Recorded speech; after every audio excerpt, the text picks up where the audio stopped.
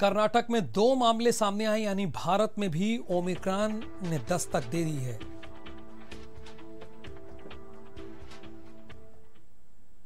और हमारे 2 संवाददाता इस वक्त हमारे साथ लाइव जुड़े हुए हैं देश की राजधानी से। आवेश उस्मानी आपको जानकारी देंगे और उत्तर प्रदेश इससे कैसे निपटने वाला है और क्या तैयारी कर रहे हैं यहां के स्वास्थ्य मंत्री जय प्रताप सिंह, इसकी जानकारी आपको अभिषेक देंगे। शुरुआत आवेश में आपसे ही करूंगा।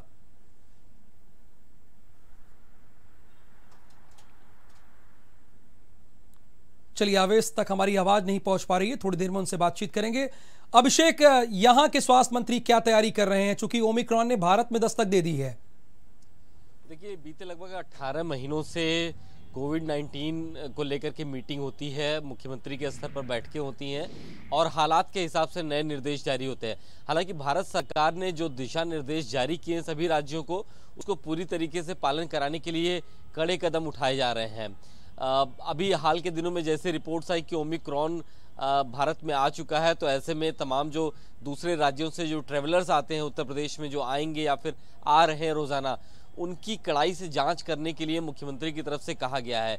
ये भी स्पष्ट रूप से कह दिया गया है कि अगर बाहर के किसी व्यक्ति की वजह से किसी जिले में ऐसा केस, कोविड का केस मिलता है, तो उस जिले के अधिकारी इसके लिए सीधे तौर पर जिम्मेवार होंगे और इसके लिए बस स्टेशन पर थर्मल स्कैनिंग कराई जा रही है, रैंडम तौर पर RT-PCR जांच कराई जा रही है। रेलवे स्टेशन खासतौर पर जो दक्षिण भारत से आने वाली ट्रेनें हैं, खासतौर पर वहां पर जांच की जा रही है और केरल, महाराष्ट्र, इन इलाकों से जो ट्रेनें आ रही हैं, अब उनकी खास तौर पर जांच कराई जा रही है। जो डोमेस्टिक एयरलाइंस जहां से ऑपरेट कर रही हैं, जिस टर्मिनल से, वहां पर रैंडम आधार पे 10% ट्रेवलर्स की RT-PCR जांच कराई जा रही है।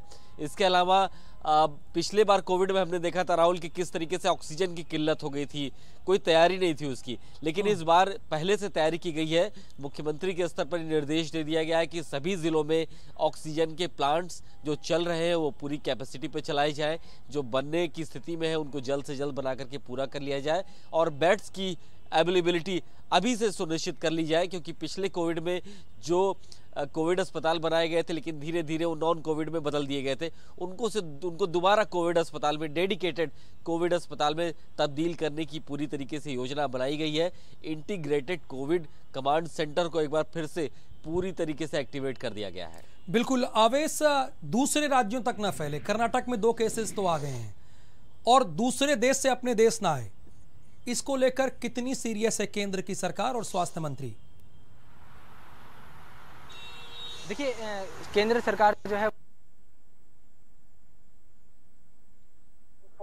सभी नागरिकों की जो है या यात्रियों की मॉनिटरिंग की जाए, उनका कोरोना टेस्ट जो है वो करा जाए, अगर वो तुरंत उनसे आइसोलेशन में रखा है।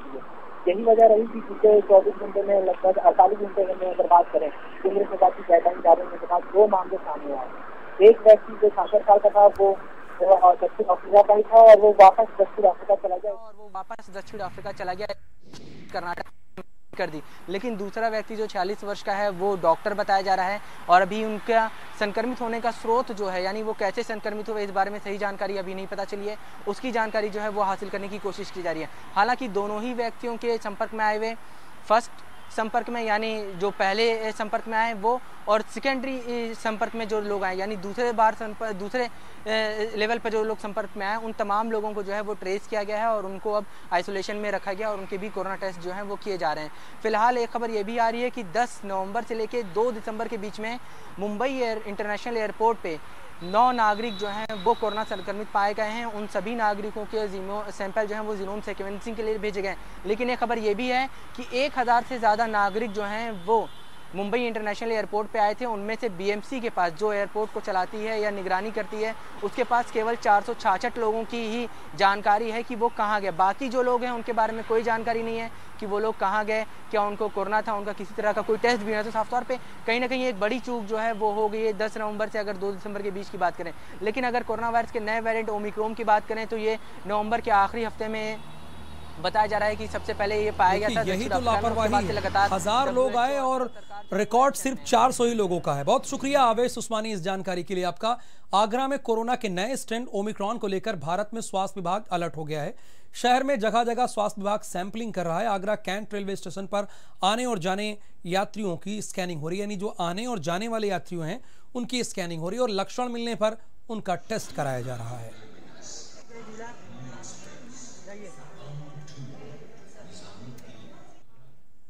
दिल्ली में